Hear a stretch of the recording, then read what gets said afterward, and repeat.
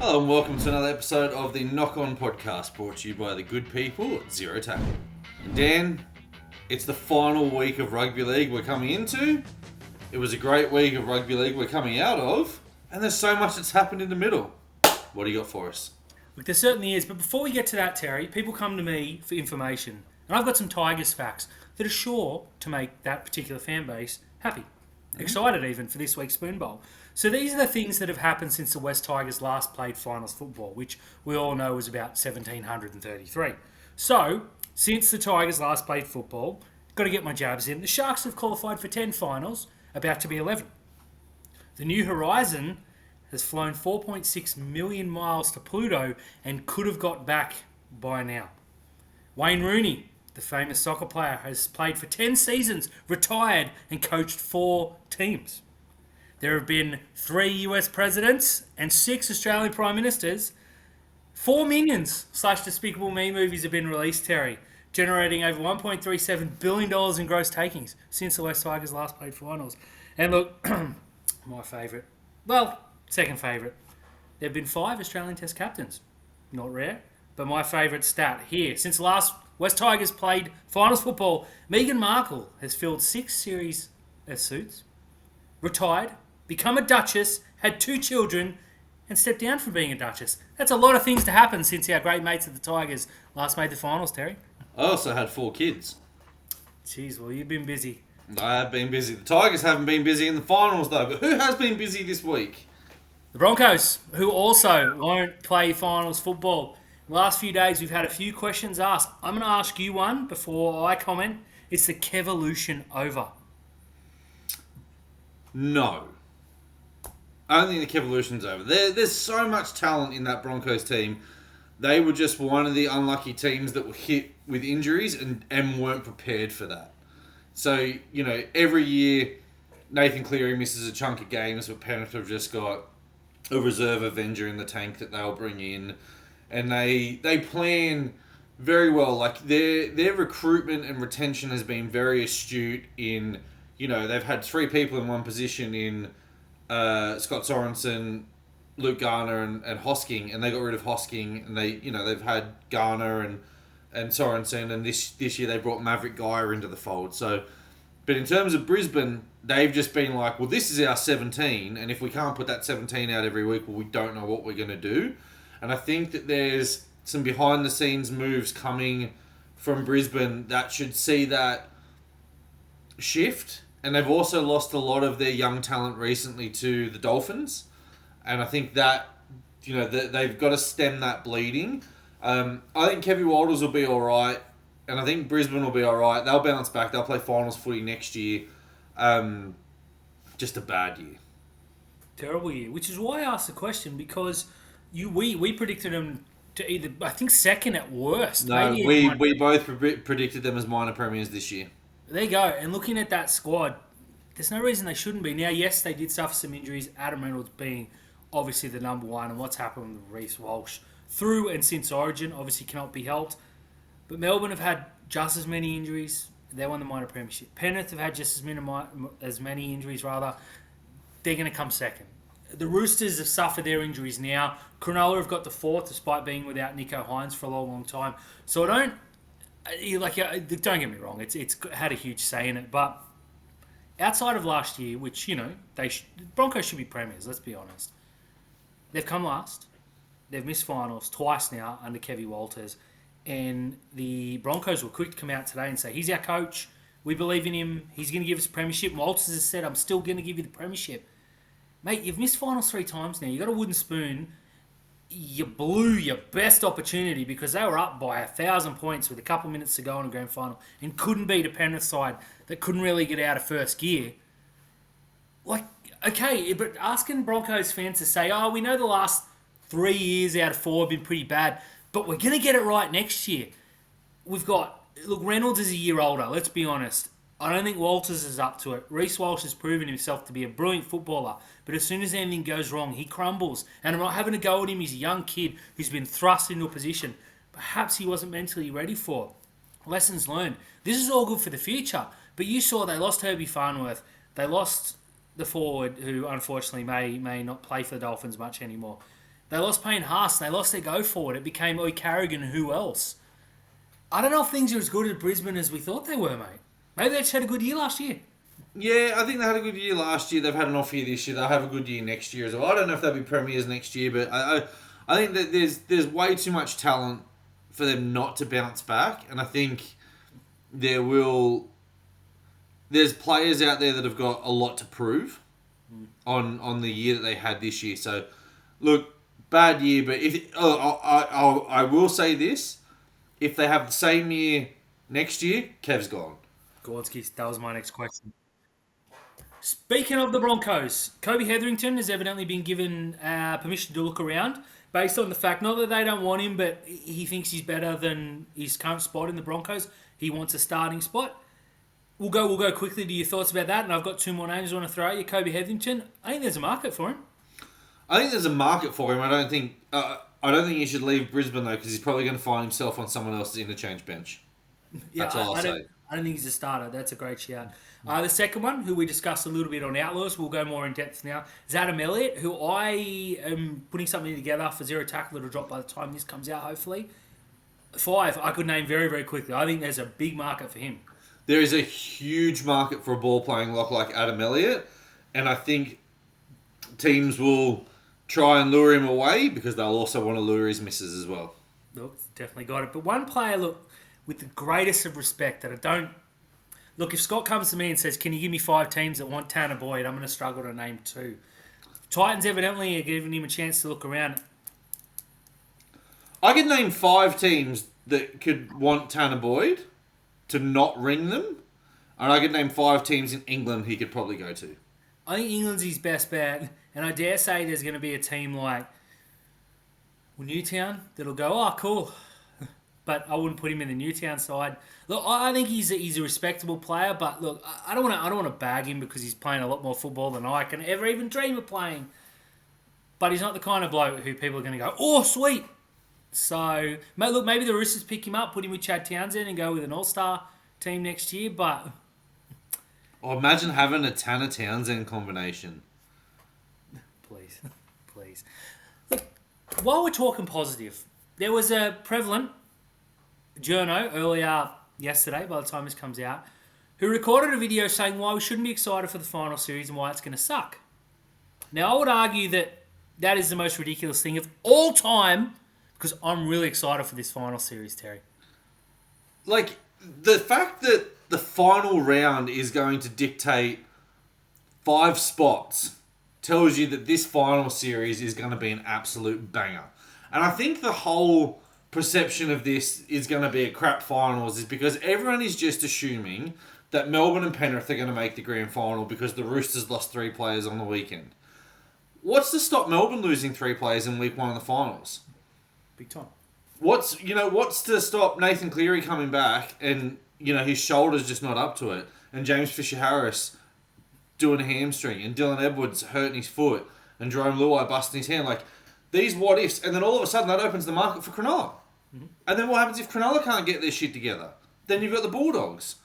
But what happens if the Bulldogs finish 6th? Manly are probably your favourites then. This is like... But yeah, again, people are just saying this because the top 2 teams are the clear 2 best teams in the competition by the length of Flemington. And people were saying that the only hope to stop this was the Sydney Roosters, but they lost Sam Walker, Brandon Smith, and Victor Radley in shocking circumstances. And now it's done and dusted. But just because, it's happened to one, it can happen to all of them. This is going to be a great final series. 5 versus 8 could be any combination of the Bulldogs, the Cowboys, and Manly against any combination of Newcastle, Canberra, St George, and the Dolphins. We don't know who it's going to be yet. We don't know who... Cronulla could be 5th. We just don't know what's going to happen at the moment. So, I'm really looking forward to this finals. Whoever came out with that garbage and isn't excited about it, just hand your resignation in, piss off. Exactly right. Rugby league is not for you. I am a little bit more excited about this final series than last year, to be honest. One, because Cronulla are semi-relevant. We should finish 4th and we'll play 2 games. Yeah, we'll probably lose them both, but who cares? outside the top 4, you got the Bulldogs who have just come off a huge win streak. You got Manly who can beat anyone. Let's not forget that the Cowboys have done some real damage lately. I know they beat Melbourne's B team, but they beat Melbourne. They'll think, why can't we do it again? You know, even the Dolphins have won. They beat Cronulla at Cronulla. Let's not forget that the Knights can beat anyone. Ponga, you know, arguably the best player in the competition on his day. They're teams that can be. But inside that top 4, Cronulla have beaten Melbourne in Melbourne with a team less quality than the one they're going to send, likely in round 1 of the finals. The Roosters, okay, Santa Smith doesn't step up. What do? They move Joey Manu into number 6. They put Connor Watson into 9. They bring White into 13. It's not like they're playing scrubs here. That's still a team that can score 40 points. And on the day that they only concede 38, they can beat either of the big boys. Look, Penrith are fine at the moment, and we all expect them to waltz their way into the grand final. But we've seen them lose in round 1. Yes, they've come back and won. Anything can happen. I just... People that are trashing on this particular final series are just looking for negatives that aren't there. So I flat chat can't wait. If you want to hate on this final series, go and watch the AFL, because the fanfare on that is it doesn't matter how bad the Swans were for about like the final 8 weeks of the competition. Everyone is expecting Sydney to win this premiership by 50 points in every game. Yep. So if you're not happy about rugby league, go and watch AFL.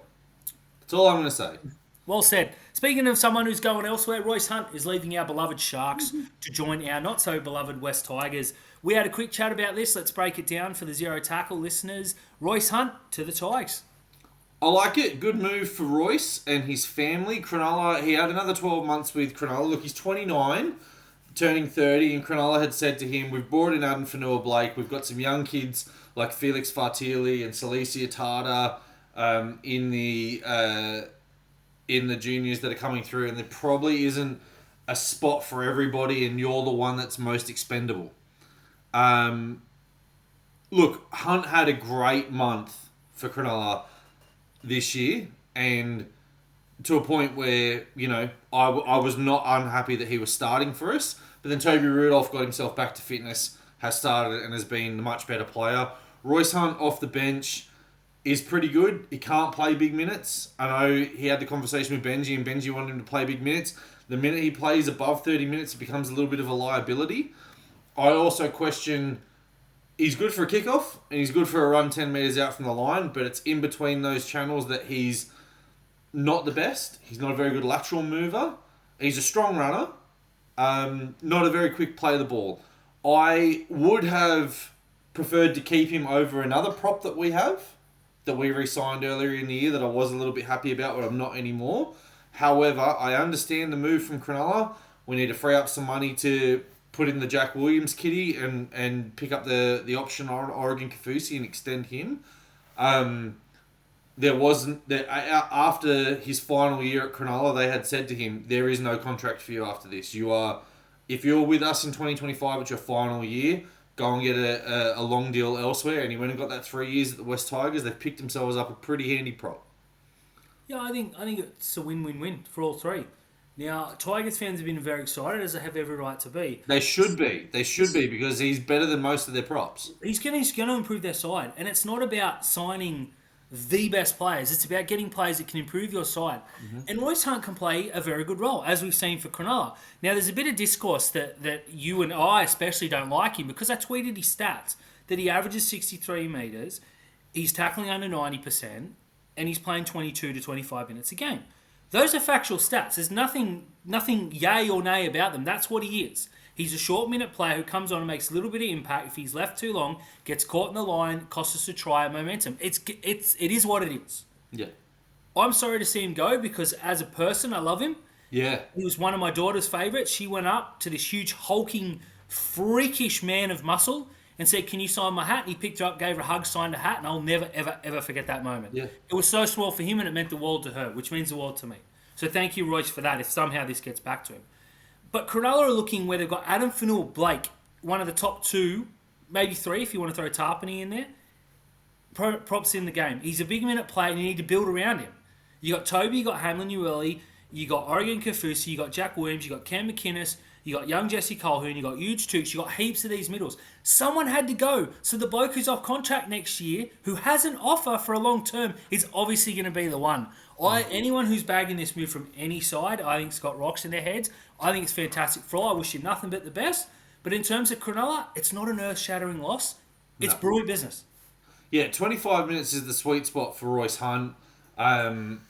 Look, I remember when we signed him from Canberra. He made his debut in 2019. We ran 4 forwards off the bench, and you and I just said, look, this could be any... It was against the Bulldogs. We beat them 44-22 on the day, and you and I were like, this could be anything. And he was incredible in a 17-minute stint in that game against the Dogs. I think he ran for nearly 100 metres. He bullied people, and he's great in trial games as well. He's given us a lot of highlights. He's given us a lot of fun. He is a hulking human being, and he's a very, very good person. He's a good footy player, but he just doesn't fit the direction that Cronulla are going, and he fits the direction that the Tigers are going in the fact that he is going to go there, he is going to improve them, and he's going to say to the young kids, look, these are the standards that we need to set for you to get into the NRL, whereas we've got Adam Fanua-Blake, who is 4 or 5 levels up from him coming in to do that.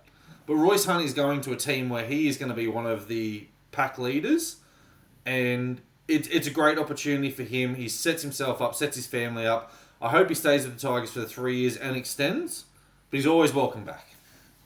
Love it, mate. Well said. Something that, a bugbear of mine, full disclosure, I've written an article, it'll drop tomorrow.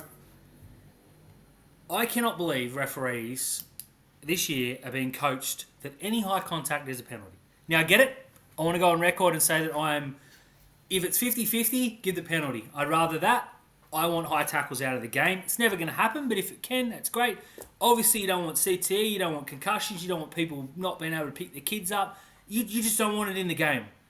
But it's rugby league, not ballet, and accidents are going to happen. This weekend, we saw a player fall over below knee height and be caught by a bloke turning and wincing away, putting his hand there to try and stop the contact, cop him here and get penalised for a high shot. Was that the Ruben Cotter incident? Ruben Cotter. We saw someone fall into a player's chest.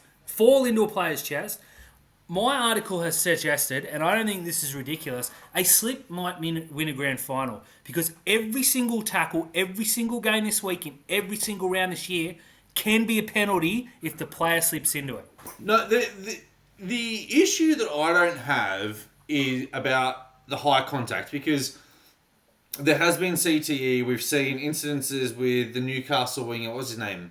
James McManus sued the NRL in regards to repeat concussions, and he's living with migraines for the rest of his life. And I get it. So we have to take a stand on it. I think there needs to be, some of the, and again, I'm only going off the Cronulla game because it was the frustration of it, but the Dallin Martinez-Lesniak, Kevolution, the Murata Niokora and Tom Hazelton incident where he literally ran infield, slipped, and Tom Hazelton didn't move. Tom Hazelton's 6'5". His hands were just there, and he slipped into his arm, and it was a penalty. So I get these situations here.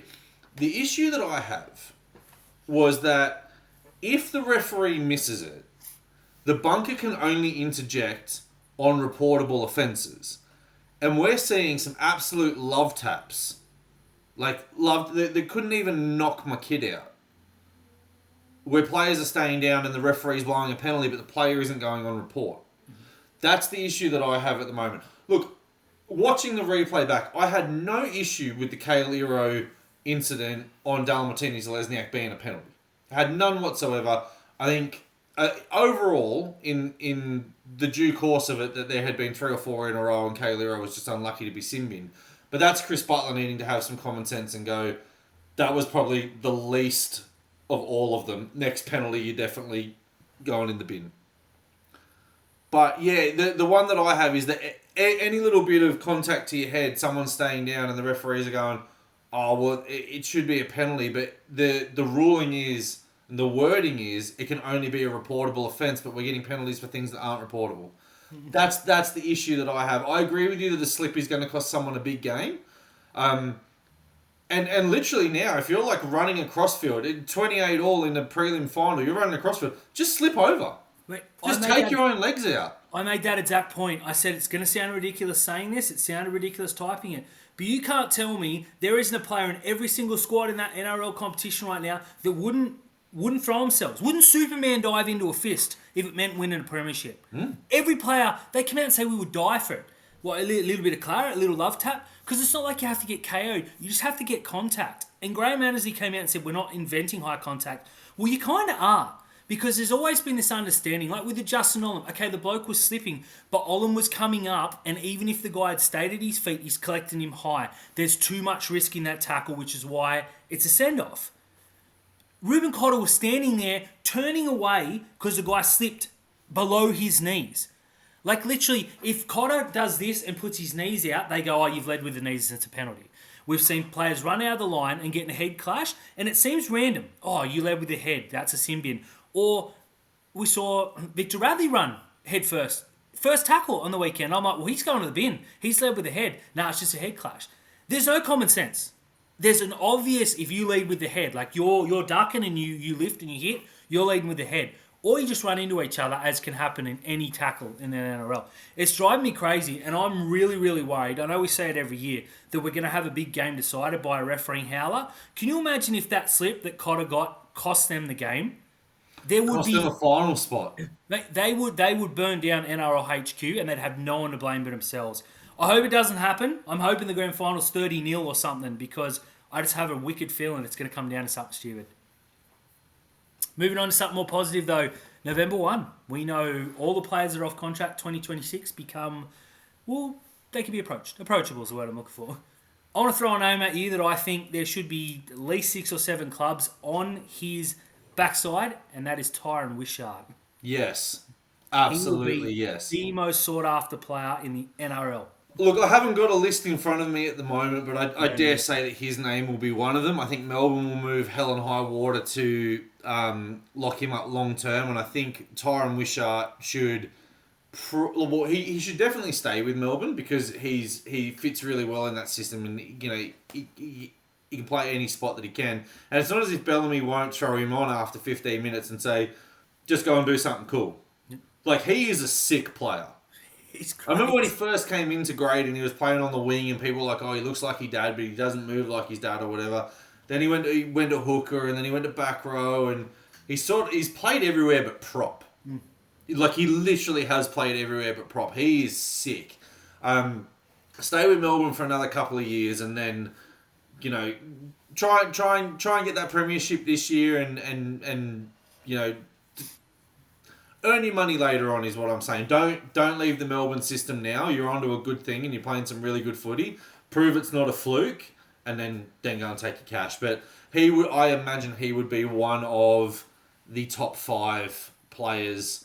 Maybe not like talent wise or name. Well, maybe not name wise, but definitely talent wise. Will be one of the 5 best players off contract. I think value-wise too. Yeah, value, yeah. But some idiot club is going to go and throw a stupid figure at him.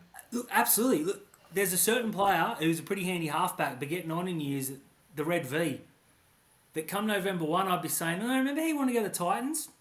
See you later. Whoop, there's $1 million, $1.2 million to sign this young kid. He's proven he can do it at 6, he can do it at 1, he can do it at 7, he can do it at 9, which opens up pretty much the entire competition. Because you have teams like the Dragons that need a 7. Little's playing well, but they bought Cook in, so maybe they're not sold on the 9. You got Cronulla that probably need a fullback if we're being totally honest here. Nah, not Wishart. Not for me. Yeah, see, I don't know. There's 5 or 6 clubs I can name. That's gonna be a very easy one.